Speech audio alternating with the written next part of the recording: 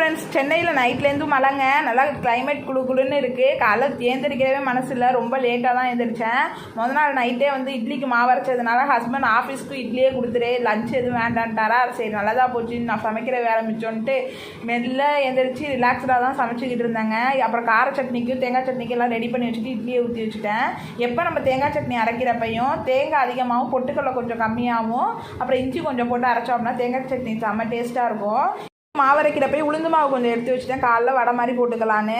உளுந்து மாவு வந்து இட்லிக்கு அரைக்கிறப்ப கொஞ்சம் தண்ணியாக தானே இருக்கும், அதனால் கொஞ்சம் பச்சரிசி மாவு போட்டு மைசூர் போண்டா மாதிரி ஹஸ்பண்ட் போட சொல்லிட்டாங்க. அதனால் பச்சரிசி மாவு, மிளகு, சீரகத்தூள், அப்புறம் இந்த தேங்காவை குட்டி குட்டியாக கட் பண்ணி போட்டோம்னா ஒவ்வொரு கடிக்கும் நல்லா கடிக்கிறப்ப க்ரன்ச்சியாக இருக்கும் அப்படின்னு சொல்லிட்டு தேங்காய் குட்டி குட்டியாக கட் பண்ணி போட்டு மைசூர் போண்டா மாதிரி செஞ்சுட்டாங்க.